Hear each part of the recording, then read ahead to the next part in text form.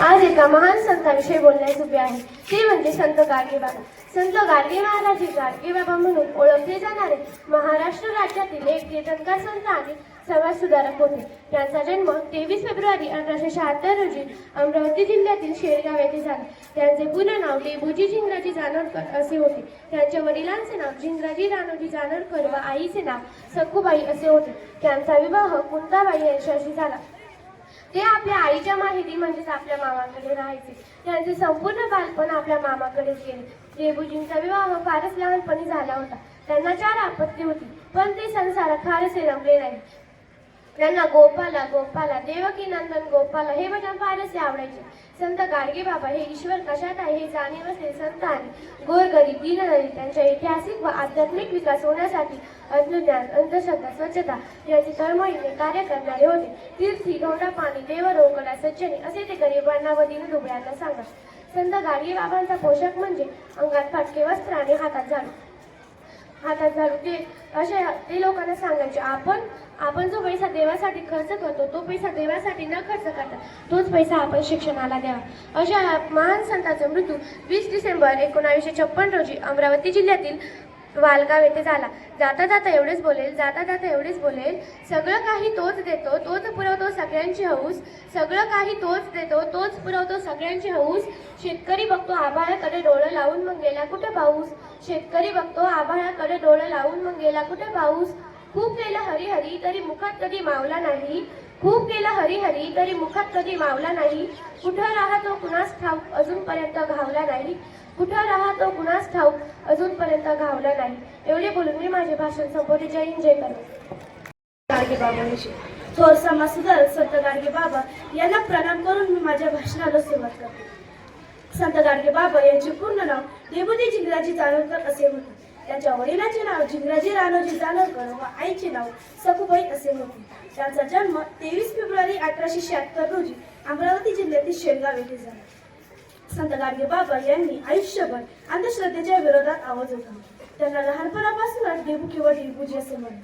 देव दगडात नाही तर मानवामध्ये आहे. देव दगडात नाही तर मानवामध्ये आहे असे विचार करणारे संत गाडगेबाबा होते. संत गाडगेबाबा हे महान समाज सुधारक आणि स्वच्छतेचे पुरस्कर्ते होते.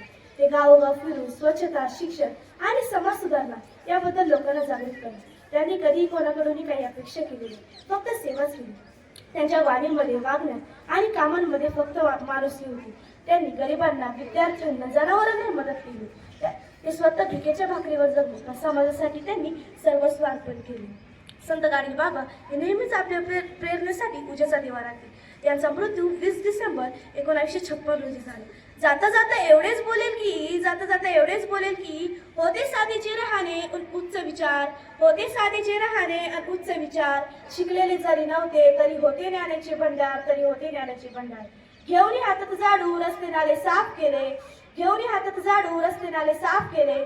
स्वच्छतेचे महत्व संत गाडगेबाबांनी पटवून दिले. धन्यवाद. जय हिंद जय कर्मठ. देवकी नंदन गोपाला गोपाला गोपाला देवकी नंदन गोपाला. अरे आतापर्यंत बाबा आलेच नाही. अरे बाबा आले.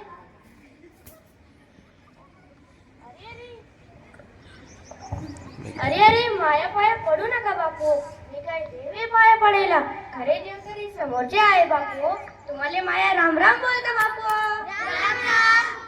मी तुम्हाला काहून राम राम करतो की सारा जीवनभर मी तुम्हाला एकच सांगत आलो की देव हा दगडात नसून माणसात आहे बापू.